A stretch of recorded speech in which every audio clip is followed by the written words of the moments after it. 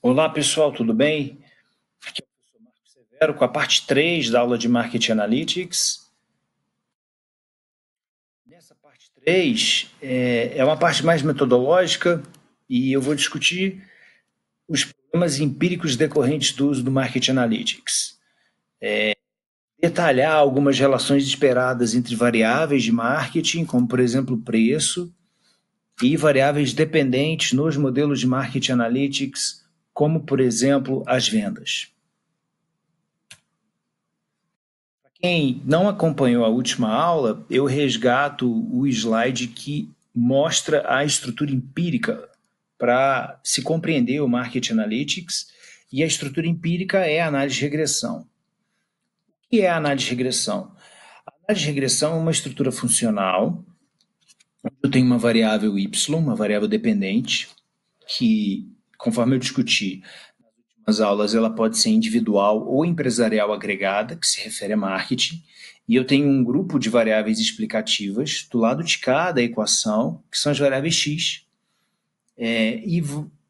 onde eu vou estimar um modelo e eu vou tentar explicar uma variável dependente de desempenho mercadológico a partir de um grupo de variáveis explicativas de marketing que se referem a decisões básicas de marketing, como, por exemplo, os 4Ps: produto, preço, prazo, promoção. Qual é a importância da análise de regressão? A importância da análise de regressão é que eu vou estimar os valores dos betas. Como é uma estrutura funcional, eu vou fazer testes de hipótese. Depois que eu estimar o modelo, eu tenho testes de hipótese individuais para cada um dos betas, onde eu vou testar a hipótese nula de que esses betas são estatisticamente iguais a zero. Se os betas forem diferentes de zero, isso significa que há uma influência da variável x ou das variáveis x na variável y. Então a inclinação vai ser positiva, a inclinação vai ser negativa, logicamente, supondo que a base de dados contém uma amostra aleatória, não viesada, e obedeça todos os pressupostos estatísticos e do teorema do limite central, que eu não vou entrar em discussão aqui nessa aula, ok? Então, como exemplo prático, eu vou recorrer ao exemplo mais básico das relações de marketing, que é a relação entre vendas e preço, onde eu tenho vendas como variável dependente, eu tenho preço como variável independente, no caso aí exemplificado como x1. Como é uma análise de regressão, vamos supor que seja uma análise de regressão simples, e eu tenho um termo de eu, que está denotado aqui como U, que são fatores não observados, aleatórios, que estão fora do modelo. Eu espero nessa relação entre preço e venda uma relação negativa, ou seja, conforme eu aumento o preço, eu reduzo as vendas. E por que eu espero isso? Bom, eu espero isso por causa da microeconomia, da elasticidade, preço, demanda, de todo um arcabouço teórico, uma estrutura teórica que admite que a relação entre preço e demanda ela é uma relação negativa. Além disso, algo importante para subsidiar as decisões de marketing e as análises de marketing analytics são pesquisas científicas. Então, eu trago esse exemplo aqui muito prático, Esse é um artigo científico publicado em 2005, onde esses três autores recorreram a uma série de estudos anteriores que analisaram a influência de preço nas vendas e chegaram a algumas conclusões baseadas nesses estudos. Então, o título do trabalho é Novas Generalizações Empíricas sobre os Determinantes da Elasticidade do Preço, ou seja, do efeito do preço na demanda. Resumidamente, o que diz esse estudo? Esse estudo foi publicado no Journal of Marketing Research, que é o segundo periódico mais importante da área de marketing em termos de fator de impacto. Esses autores analisaram 1.851 efeitos de preço ao longo de 40 anos e identificaram um efeito médio de menos 2,62% do preço nas vendas. Isso significa que, em média, o efeito do preço das vendas é negativo e centrado em menos 2,62%. Ou seja, conforme eu aumento 1% no preço, eu espero uma redução na demanda de menos 2 0,62%. Esse é o efeito esperado. Ele pode variar em torno de outras questões, por exemplo, produto de luxo, ou se o produto lançado é um produto inovador, então eu posso praticar um preço mais alto, mas esses detalhes, esses pormenores, eu não vou também entrar em detalhe nessa explicação para vocês, ok?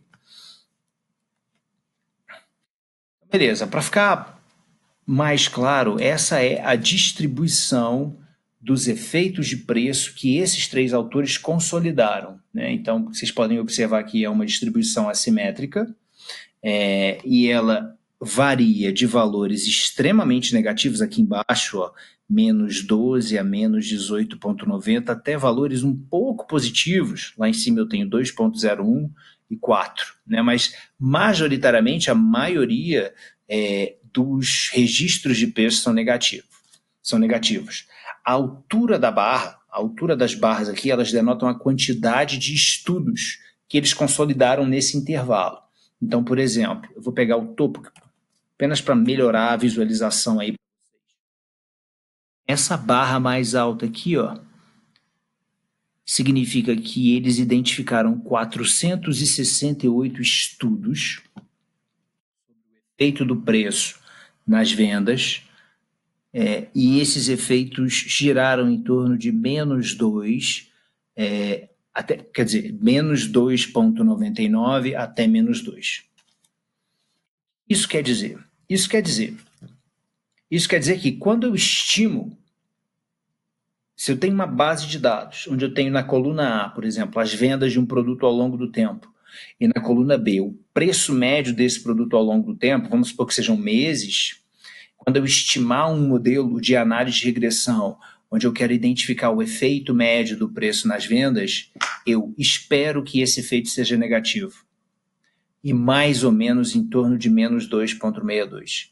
Então, isso vai subsidiar o modelo estatístico que eu vou construir da área de Marketing Analytics e me dá certa segurança. Como assim certa segurança? Me dá certa segurança porque se eu estimar um modelo e identificar um efeito de preço de 8,99, por exemplo, positivo, é muito provável que eu fiz alguma coisa errada. Que o modelo estimado contém algo esquisito, algo errado. Por quê? Simplesmente porque, de acordo com essa distribuição, um valor positivo de 8,69, que foi o que eu mencionei, ele está fora dessa distribuição, é como se ele fosse um outlier lá na ponta. Então, ele é muito pouco provável de ocorrer.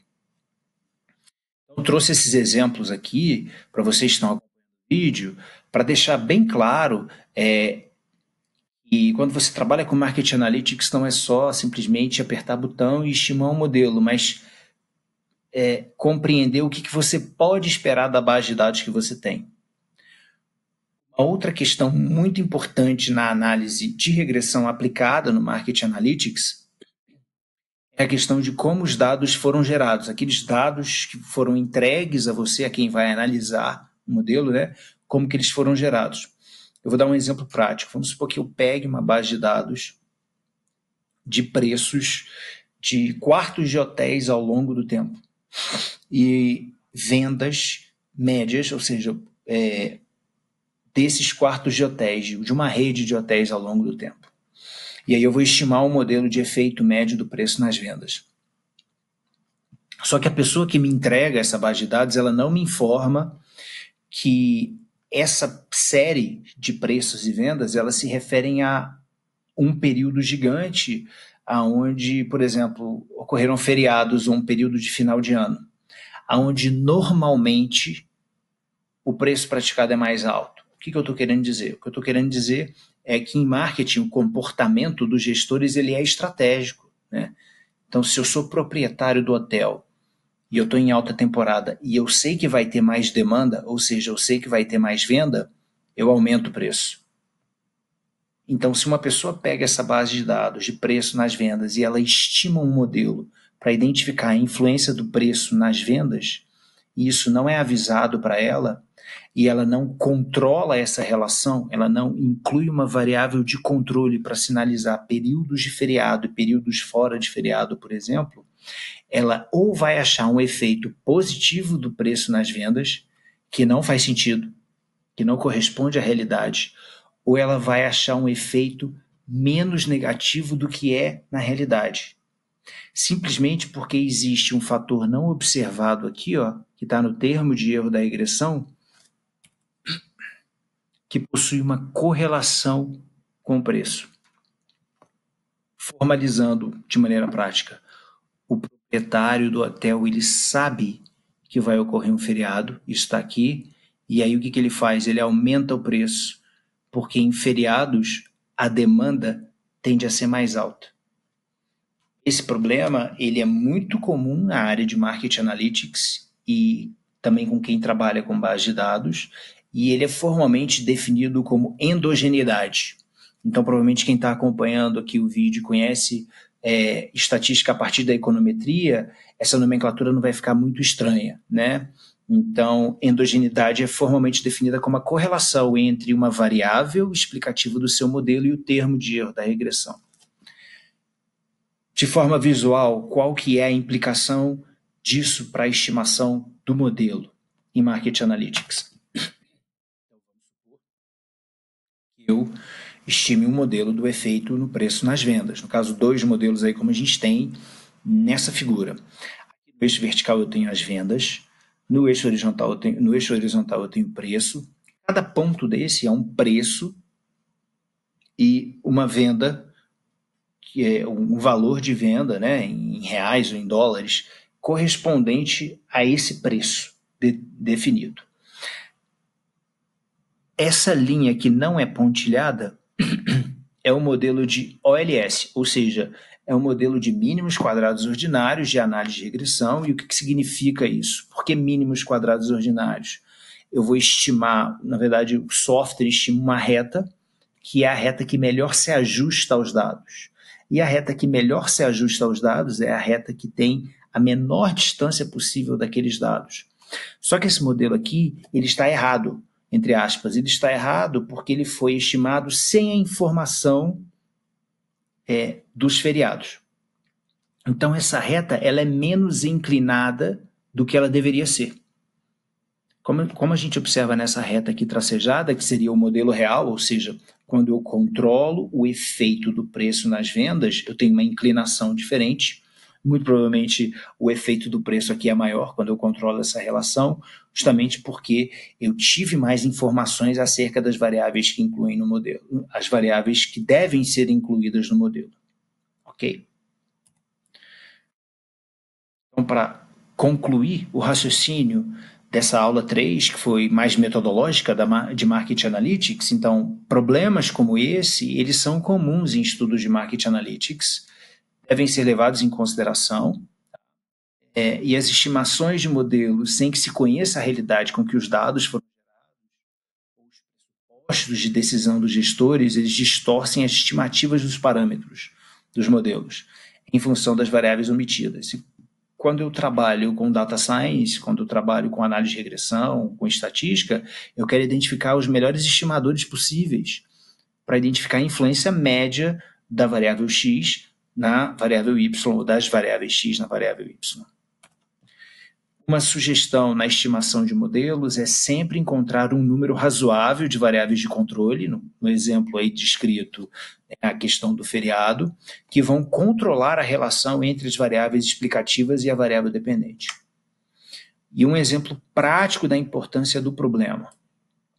Em modelos de preço em que a endogeneidade não é controlada, o efeito do preço é igual a menos 2,47%.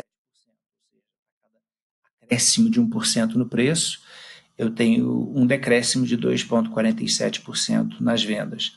Agora, quando ela é controlada, esse efeito sobe para menos 3,74%. Então, se eu estimo um modelo sem considerar as variáveis de controle de Market Analytics, eu vou estar subestimando o efeito do preço na demanda. Bom, com isso eu encerro a parte 3 da aula e a gente vai dar continuidade na parte 4, onde eu apresento um projeto prático, real, que eu desenvolvi com outros pesquisadores sobre Market Analytics, ok? Muito obrigado.